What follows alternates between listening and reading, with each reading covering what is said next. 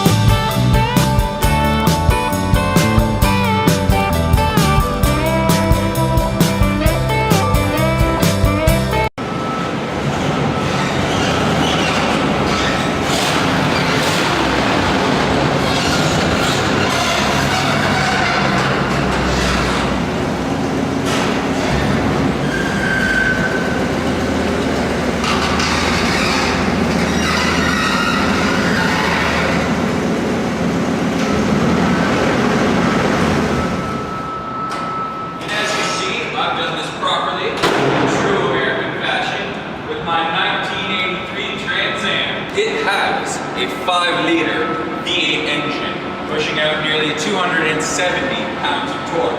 It has T-top roofs for when you want to go to the beach. It has a limited slip differential because, let's face it, it's a sports car.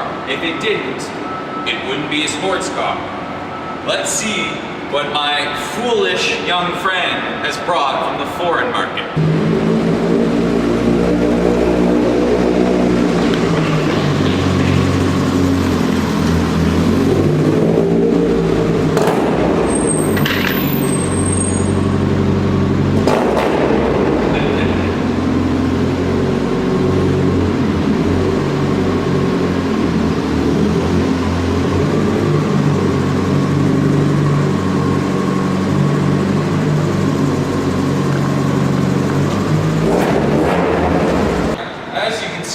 My young foolish friend has brought a 1989 Mazda Miata, 1.6 liter, 110 puny little horsepower. And quite frankly, as we look at it, we can all tell it's a girl car. My grandmother had one, my mother wanted one, I'm pretty sure I've dated a girl who drove one. But he insists it is the ultimate 80s sports car. It has pop-up headlights, convertible roof, and open differential, so that it's not a sports car. But it does have superior handling to its American counterpart, if you can call it. It does, however, have the 5-speed manual transmission, which is much better than my car's pitiful 3-speed. And it has nicer rims than mine. It has a working radio that's a bit better than mine, which just... The first challenge, obviously, is who is more in budget. Now, my car, the Trans Am, cost $2,000, which means I am under budget by $1,000. The Mazda, on the other hand, was $2,900, so that means he's at $100. Alright, my car comes with pop-up headlights. That's 5 points. Comes with cold air induction, there's another 5 points. T-tops, 5 points. It seats 5, seatbelts for 4, that's another 5 points. It has extra gauges, that's 5 points each. Has limited slip differential, 5 points. It has a spacious hatchback rear opening with multiple hidden compartments, another 5 points. It has pretty much nothing else because it was the 80s and who needed it? Alright, so my car has 7 additional features at 5 points each. That equals 35 points. My counterpart's car has pop-up headlights, double overhead cam. It also has fuel injection, which I don't believe is a plus. They insist it is, so they're getting 2 points for that. It has heat, just like mine. It has extra gauges, just like mine. It does, however, have a manual transmission, which is superior to automatic. It has a convertible roof, and that's about it, because unlike mine, it does not have a limited slip differential. This car had the same number of extra features as mine did, so that'll be 35 points. Their next challenge will be what on each car, because they are both nearly 30 years old, mine is actually older, what doesn't work anymore?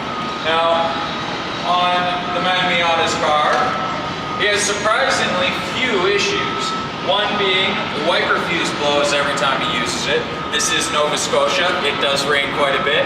That's a pretty big deal. He also currently has an oil leak to the point that we almost had to push the car to get it here. So that's 2. Now, each malfunction accounts for negative 10 points. He has 2, so that is minus 20 points for the Miata. Now, unfortunately, my car has a few more issues than that. 1, the radio isn't there, isn't even there. 2, the driver's door will only shut if you slam it. Yeah. 3, the rear doesn't stay up on its own. 4, it squeaks like a whore.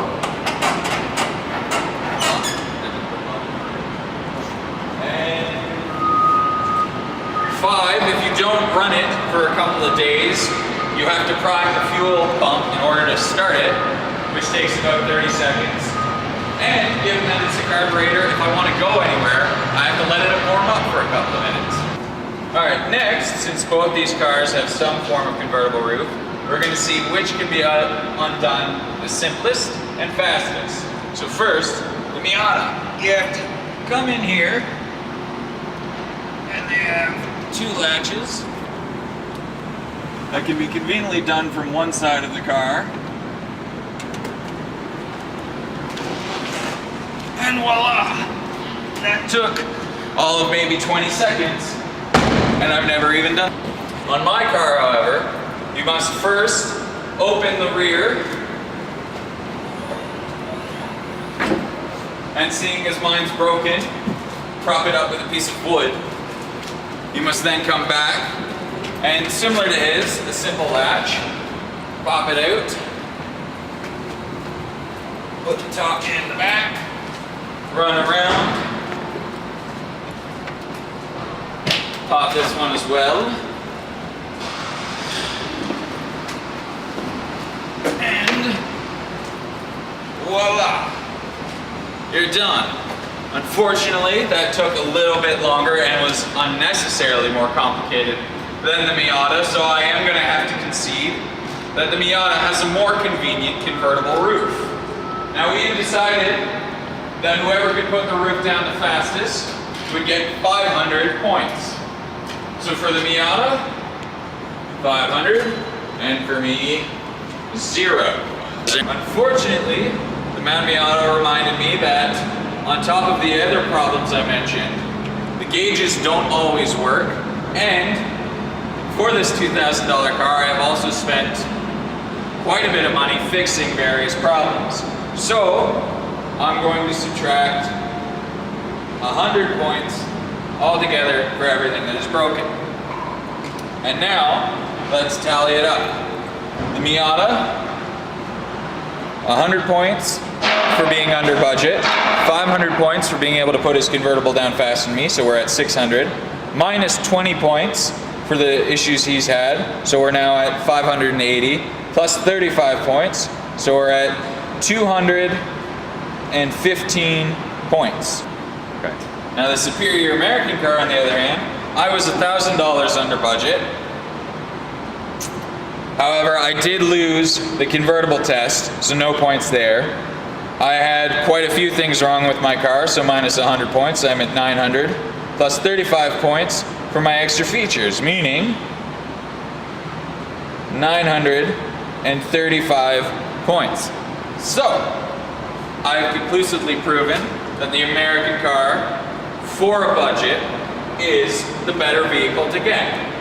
So, if you find yourself with $3,000 and you are looking for an 80s sports car, ignore the Japanese models and go straight for the American, the powerful, the iconic, the Trans Am.